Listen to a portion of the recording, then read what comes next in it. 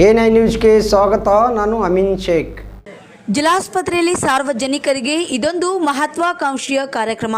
ಜಿಲ್ಲೆಯಲ್ಲಿನ ಎಲ್ಲ ನರರೋಗ ಸಂಬಂಧಿತ ಕಾಯಿಲೆಗೆ ಕರ್ನಾಟಕ ಮೆದುಳು ಆರೋಗ್ಯ ಉಪಕ್ರಮ ವಿಭಾಗ ಸಹಕಾರಿಯಾಗಲಿದ್ದು ಸಾರ್ವಜನಿಕರು ಇದರ ಸದುಪಯೋಗವನ್ನು ಮಾಡಿಕೊಳ್ಳಬಹುದಾಗಿದೆ ಎಂದು ಜಿಲ್ಲಾಸ್ಪತ್ರೆಯ ಶಸ್ತ್ರಚಿಕಿತ್ಸಕ ಡಾಕ್ಟರ್ ಶಿವಾನಂದ ಮಾಸ್ತಿಹೊಳಿ ಅವರು ಹೇಳಿದರು.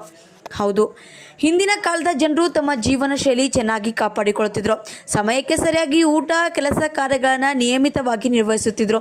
ಆದರೆ ಈ ಕಾರಣದಿಂದಾಗಿ ಮೆದುಳಿನ ಆರೋಗ್ಯಕ್ಕೆ ಸಂಬಂಧಿಸಿದಂತೆ ಅವರಿಗೆ ಕಾಯಿಲೆಗಳು ಬಾಧಿಸುತ್ತಿರಲಿಲ್ಲ. ಇಂದಿನ ಪೀಳಿಗೆಯು ಜೀವನ ಶೈಲಿ ಬದಲಾಯಿಸಿಕೊಳ್ಳುವುದರ ಮೂಲಕ ಮೆದುಳು ಆರೋಗ್ಯ ಕಾಪಾಡಿಕೊಳ್ಳಬೇಕು ಎಂದರು. ಅದರಂತೆ ಜಿಲ್ಲಾಡಳಿತ ಮತ್ತು ಜಿಲ್ಲಾ ಪಂಚಾಯತ್, ಜಿಲ್ಲಾ ಆರೋಗ್ಯ ಮತ್ತು ಕುಟುಂಬ ಕಲ್ಯಾಣ ಇಲಾಖೆ, ಕರ್ನಾಟಕ ಮೆದುಳು ಆರೋಗ್ಯ ಉಪಕ್ರಮ ಜಿಲ್ಲಾಸ್ಪತ್ರೆ ಸಹಯೋಗದಲ್ಲಿ ವಿಶ್ವ ಮೆದುಳು ದಿನಾಚರಣೆಯ ಅಂಗವಾಗಿ ಬುಧವಾರ ಜಿಲ್ಲಾಸ್ಪತ್ರೆಯ ಸಭಾಂಗಣದಲ್ಲಿ ಹಮ್ಮಿಕೊಂಡಿದ್ದ ಕಾರ್ಯಕ್ರಮದಲ್ಲಿ ಅವರು ಮಾತನಾಡಿದರು. ಜಿಲ್ಲಾ ಆರೋಗ್ಯ ಮತ್ತು ಕುಟುಂಬ ಕಲ್ಯಾಣಾಧಿಕಾರಿ ಡಾಕ್ಟರ್ ಮಲ್ಲನಗೌಡ ಬಿರಾದಾರ್ ಅವರು ಮಾತನಾಡಿ, ನಮ್ಮ ಹಿರಿಯರ ಜೀವನ ಶೈಲಿ ಚೆನ್ನಾಗಿದ್ದರಿಂದ ಅವರಿಗೆ ಅಂದಾಜು ಅಂತಂದರೆ 60ರಿಂದ 65 ವರ್ಷದಲ್ಲಿ ರೋಗಗಳು ಕಾಣಿಸಿಕೊಳ್ಳುತ್ತಿದ್ವು. ಆದರೆ ಈಗಿನ ಆಧುನಿಕ ಮತ್ತು ತಾಂತ್ರಿಕ ಜಗತ್ತಿನಲ್ಲಿ ನಮ್ಮ ಜೀವನ ಶೈಲಿಗಳು ತದ್ವಿರುದ್ಧವಾಗಿರುವುದರಿಂದ ಈಗಿನ 20ರಿಂದ 25 ವಯಸ್ಸಿನ ಯುವಕರು ಮೆದುಳು ರೋಗ ಸಂಬಂಧಿಸಿದಂತೆ ಕಾಯಿಲೆಗೆ ಒಳಗಾಗುತ್ತಿರುವುದು ಕಳವಳಕಾರಿ ಸಂಗತಿಯಾಗಿದೆ. ಮೆದುಳು ರೋಗಕ್ಕೆ ಸಂಬಂಧಿಸಿದಂತೆ ಜಿಲ್ಲಾಸ್ಪತ್ರೆಯಲ್ಲಿ ಚಿಕಿತ್ಸೆ ಲಭ್ಯವಿದೆ. ಬಾಧಿತರು ಇದರ ಸದುಪಯೋಗವನ್ನು ಮಾಡಿಕೊಳ್ಳಬಹುದಾಗಿದೆ ಎಂದರು.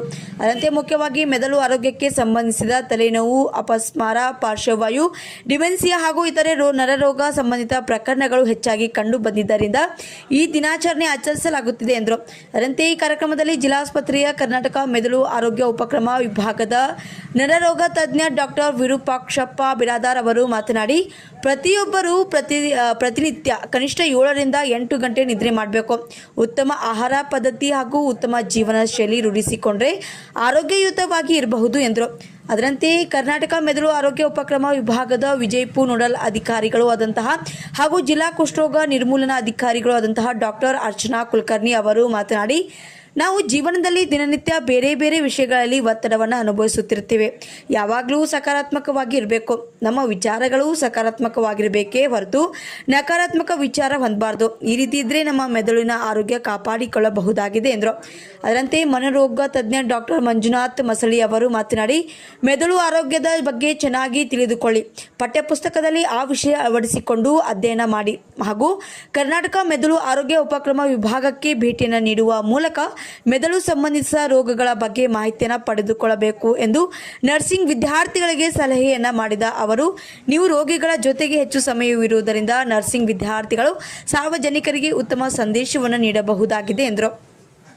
ಅದರಂತೆ ಈ ಕಾರ್ಯಕ್ರಮದಲ್ಲಿ ಜಿಲ್ಲಾಸ್ಪತ್ರೆಯ RMO doctor KD Gundabhavadi, doctor Mahesh More, doctor Devamane, doctor Manjunath, ಜಿಲ್ಲಾ ಆರೋಗ್ಯ ಶಿಕ್ಷಣಾಧಿಕಾರಿಗಳು ಆದಂತಹ GM ಕೋಲೂರ್, ಜಿಲ್ಲಾ ಸಂಯೋಜಕ ಆನಂದ್ ರಾಠೋಡ್ ಸೇರಿದಂತೆ ಜಿಲ್ಲಾಸ್ಪತ್ರೆಯ ಸಿಬ್ಬಂದಿ, ಜಿಲ್ಲಾ ಮಾನಸಿಕ ಆರೋಗ್ಯ ಕಾರ್ಯಕ್ರಮ ಸಿಬ್ಬಂದಿ ಹಾಗೂ ನರ್ಸಿಂಗ್ ಕಾಲೇಜಿನ ವಿದ್ಯಾರ್ಥಿಗಳು, ವಿದ್ಯಾರ್ಥಿನಿಯರು ಪಾಲ್ಗೊಂಡಿದ್ದರು.